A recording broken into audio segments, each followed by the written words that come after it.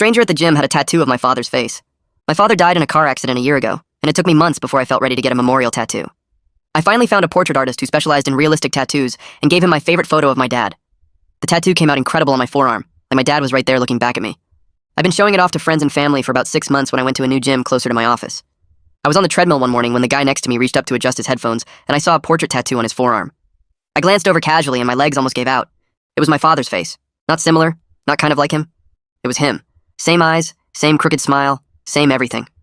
I stared so hard the guy noticed and gave me a weird look. I had to say something.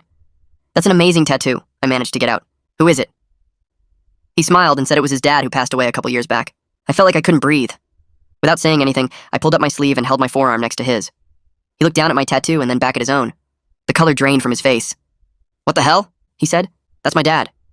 We both got off the treadmills and went to the locker room where we could talk without people staring. He kept looking at my tattoo like he was seeing a ghost. "What's your name?" I asked. "Colin." He was shaking. My dad's name was Noah Hutchinson. He died last March in a car accident. I felt like the floor dropped out from under me. My dad was Noah Hutchinson.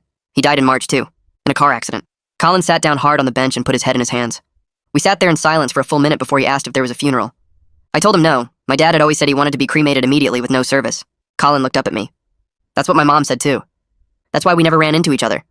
I asked him where he grew up, and he said Seattle. I said Portland. He asked if my dad traveled a lot for work, and I said yes. 2 weeks gone and 2 weeks home my entire childhood. Colin started laughing, but it wasn't a happy sound. 2 weeks. Always exactly 2 weeks.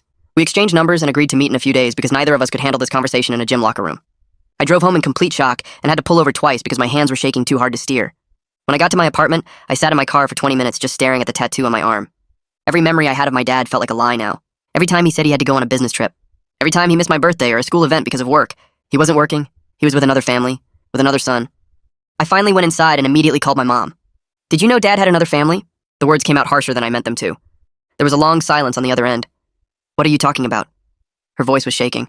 I told her everything about Colin and the tattoo and the matching details. She started crying so hard she couldn't speak. When she finally caught her breath, she told me she had no idea and asked how this was even possible. I told her I didn't know, but I was going to find out. After I hung up, I went through every box of my dad's things I'd kept. I found credit card statements my mom must have missed. Charges in Seattle for groceries, gas, restaurants, plane tickets, hotel receipts from years ago before he apparently got the apartment. My phone buzzed with a text from Colin. I told my mom. She's devastated. Neither of them knew. I texted back asking if he wanted to meet the next day instead of waiting. I couldn't sleep anyway. Colin came over the next morning and we spread everything out on my living room floor. Credit card statements, plane tickets, apartment rent receipts going back 3 decades. The evidence was overwhelming and sickening. 2 weeks in Portland, 2 weeks in Seattle, back and forth for 30 years.